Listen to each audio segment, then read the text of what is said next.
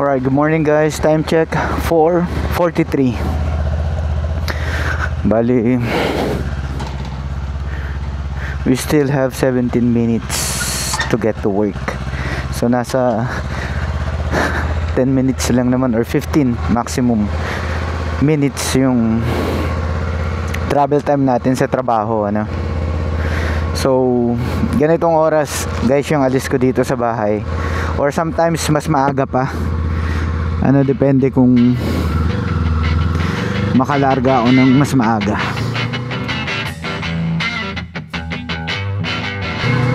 So 4 AM gising ako, ligo agad. Ang almusal ko dun na sa trabaho guys, first break namin 7 AM. So dun na ako nag-aalmusal. So ngayon summer dito, yung season hindi masyadong malamig. So regular jackets lang yung suot ko. Actually yung riding jacket, hindi ako gumagamit ng riding jacket na unless malayo yung ano, biyahe ko. Ewan ko, nakasanayan ko na lang na ganun guys. So ganitong oras, konti pa lang yung mga bumabiyahe guys. Obviously yung mga pumapasok ng ganito, yan mga ganitong oras yung shift, 5 AM.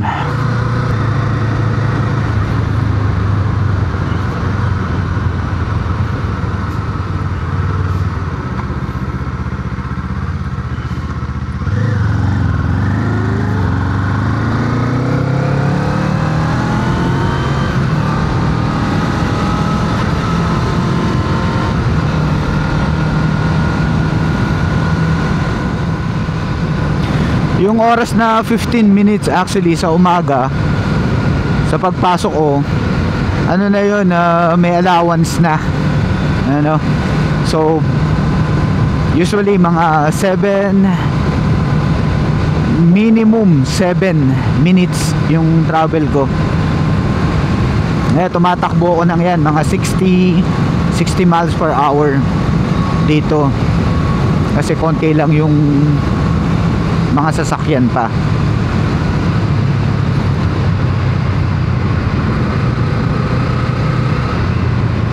Tapos dito sa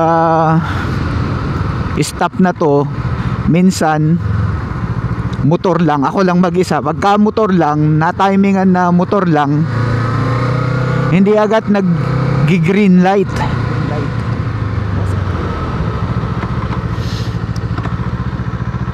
Kaya ang ginagawa ko, maski red light pa, tumitira na ako. Kasi yung kaha ng motor hindi ganun kalaki, hindi niya agad natitrigger yung switch para mag green light. Ano, so yung interval ng green light matagal. So minsan ang ginagawa ko, maski naka-red pa, naggo-go na ako.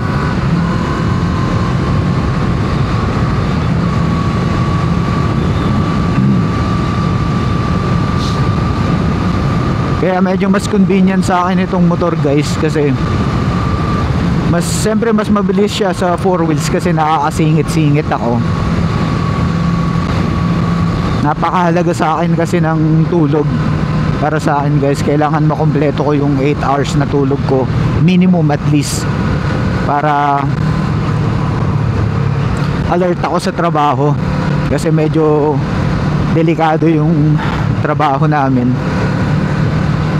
Siyempre sa mga sasakyan, safety.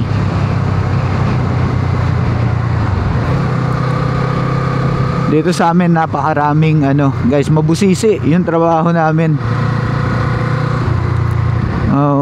We make sure na 110% yung readiness, safetyness, at saka quality, fast yung mga sasakyan na ginagawa namin. Bali yung pinagtatrabahuan ko guys, dealer siya ng used cars. Isa sa pinakamalaki na dealer ng used cars dito sa US. Meron kaming over 250 na branches dito sa US. So magandang company siya. Bali 3 kami na nagmumotor guys na nagtatrabaho dito sa company na ito.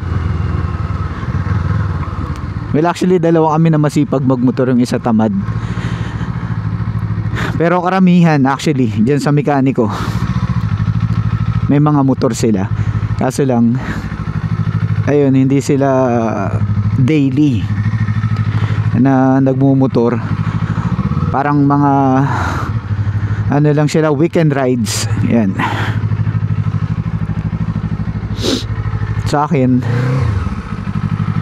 means of transportation ko talaga itong motor. Ayan, so time is 4:51.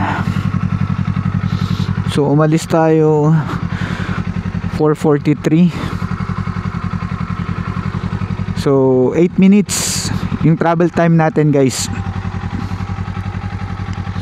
Yun, hindi na masama. Yung nga, usually 7 minutes yung pinaka minimum. Maximum is 10 minutes or 15 minutes kung medyo nagbabagal ako, tsaka dun sa stoplight. Okay, so yun na guys, yun yung gusto kong i-share sa inyo ngayong umaga. Pasok na ako. Ingat lagi sa pagmamaneho. See you on my next video.